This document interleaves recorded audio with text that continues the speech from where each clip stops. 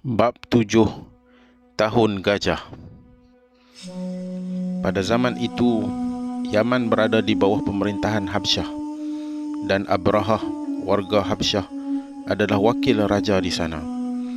Dia membina sebuah gereja yang indah dan mengagumkan di Sana'a dengan tujuan mengatasi Mekah, dan menjadikan kota itu sebagai pusat ziarah suci terbesar bagi seluruh tanah Arab. Dia mengangkut batu marmar dari salah sebuah istana terbiar Ratu Sabak untuk pembinaan gereja itu dan membina di dalamnya salib daripada emas dan perak, serta membina mimbar daripada gading dan kayu teras hitam. Dia menulis surat kepada rajanya Najasyi, "Tuanku, Patik telah membina sebuah gereja untuk tuanku, sebuah gereja yang hebat, yang tidak pernah dibina untuk mana-mana raja sebelum tuanku. Dan Patik sekali-kali tidak akan berehat selagi belum berjaya membuatkan bangsa Arab melencongkan ziarah suci mereka ke situ." Dia juga tidak menyembunyikan niatnya, dan hal itu mengundang kemarahan besar puak-puak di seluruh Hijaz dan Najd. Akhirnya, seorang lelaki daripada Kinanah, sebuah kabilah seperti Quraisy, pergi ke Sana'a dengan tujuan mencemarkan gereja itu. Dia melaksanakan tujuannya pada suatu malam dan kemudian kembali kepada kaumnya dengan selamat. Ketika Abrahah mendengar hal ini, dia bersumpah akan membalas dendam dengan meranapkan Kaabah. Sesudah selesai membuat persediaan, dia berangkat ke Mekah dengan bala tentera yang besar dan turut membawa bersamanya seekor gajah.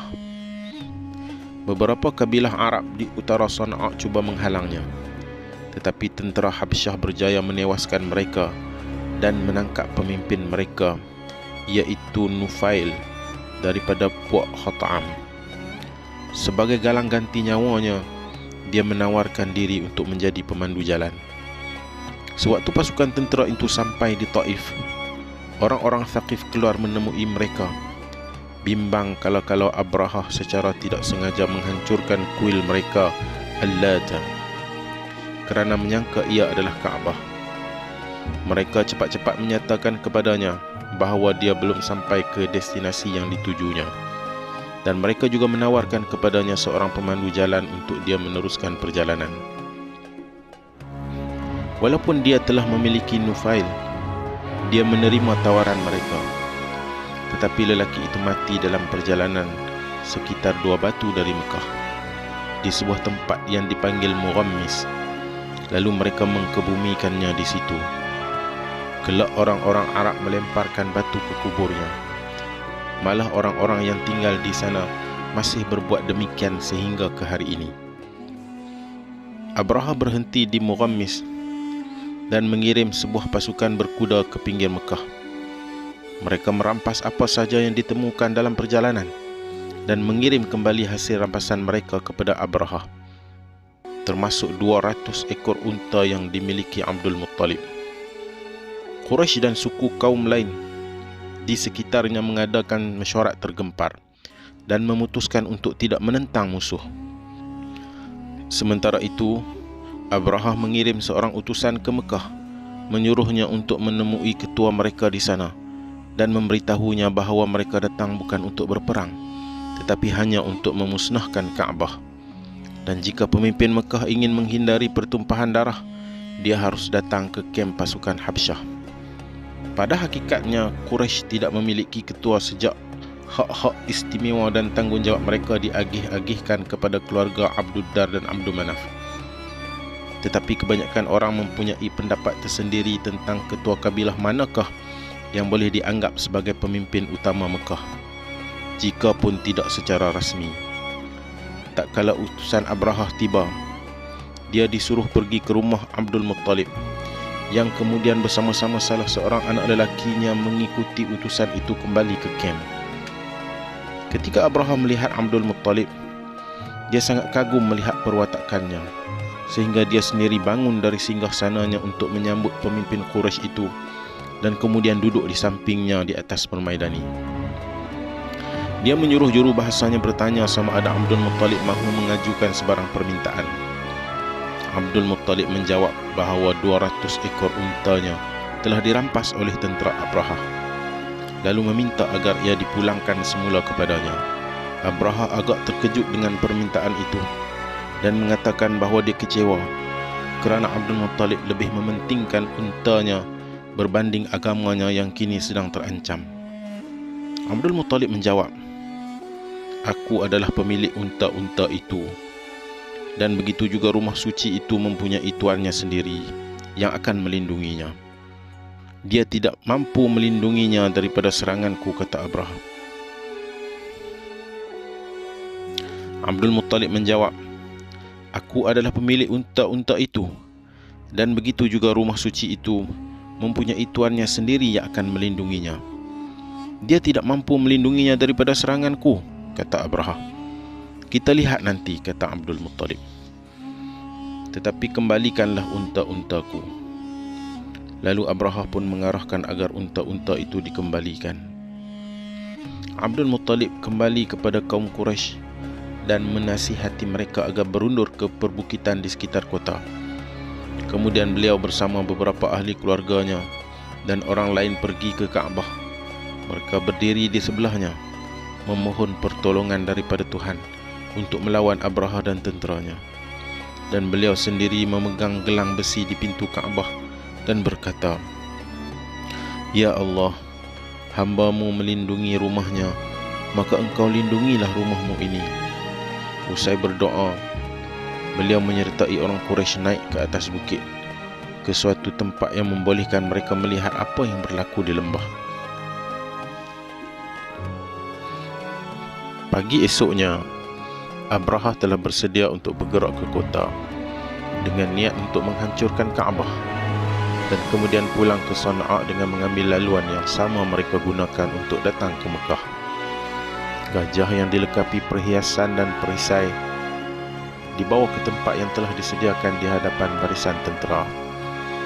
Dan ketika haiwan gagah itu sampai ke kedudukannya, penjaganya, Unais, membetulkan kedudukannya agar selari dengan kedudukan angkatan tentera mereka, yakni menghadap Mekah.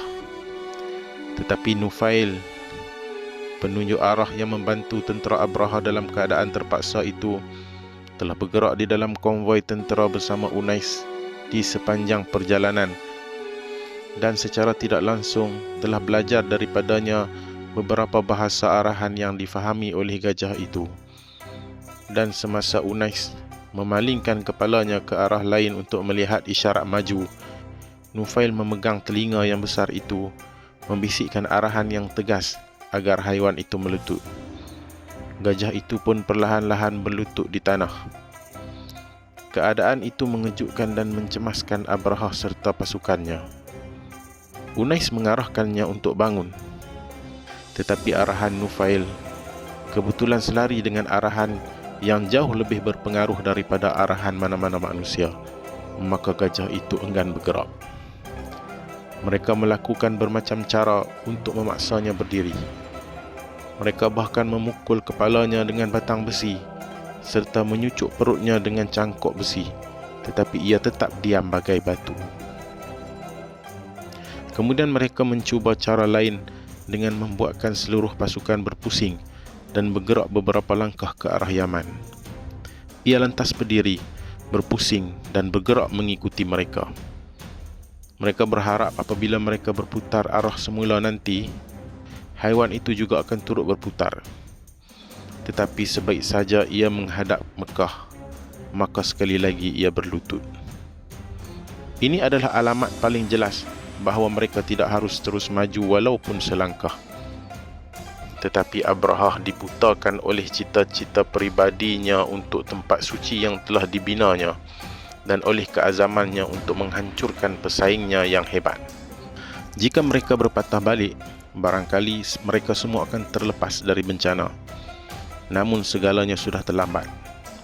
Tiba-tiba langit di ufuk barat bertukar menjadi hitam dan suara-suara aneh kedengaran. Nadanya semakin kuat seiring dengan gelombang gelap yang melanda mereka dari arah laut. Dan udara di atas kepala mereka setinggi yang mereka dapat lihat dipenuhi burung.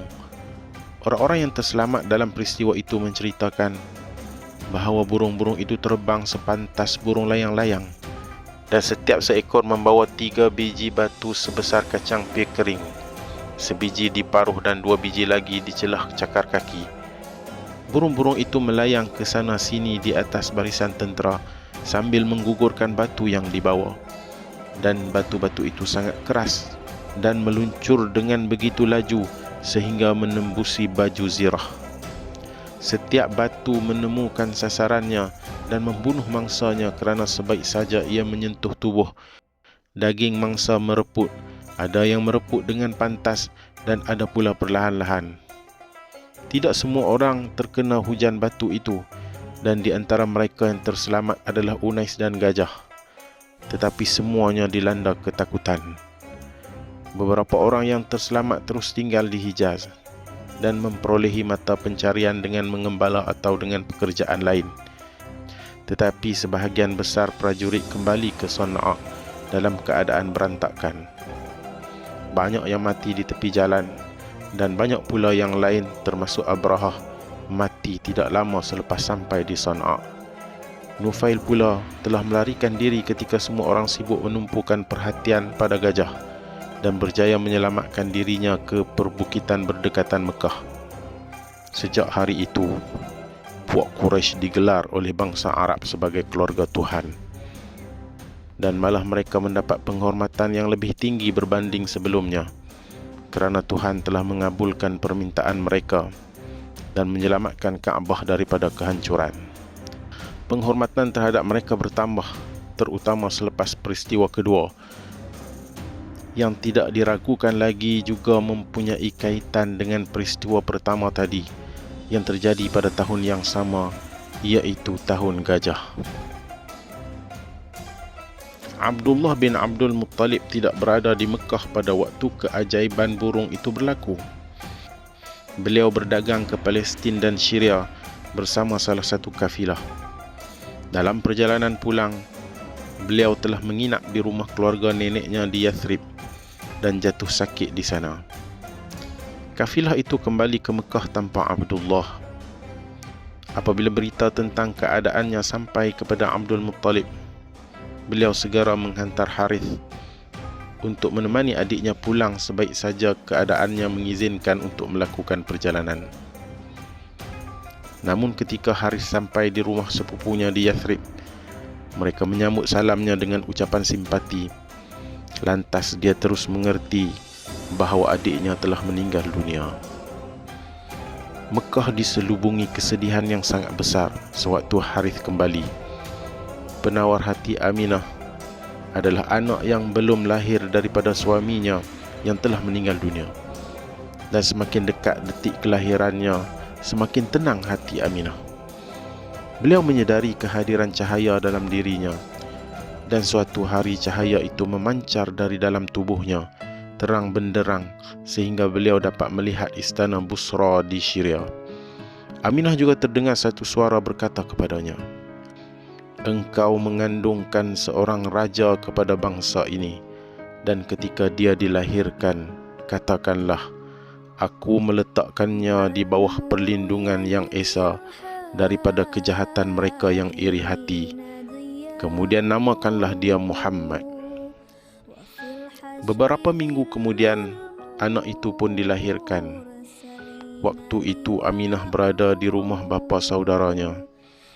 Beliau mengirim berita kepada Abdul Muttalib, memintanya untuk datang melihat cucunya. Abdul Muttalib mendukung bayi itu, lalu membawanya masuk ke dalam Kaabah.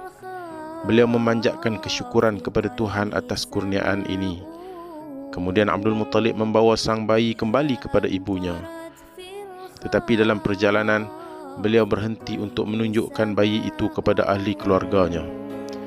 Beliau sendiri tidak lama lagi akan memiliki seorang lagi anak lelaki daripada Halah, sepupu Aminah. Pada waktu itu anaknya yang paling muda adalah Abbas, berusia 3 tahun.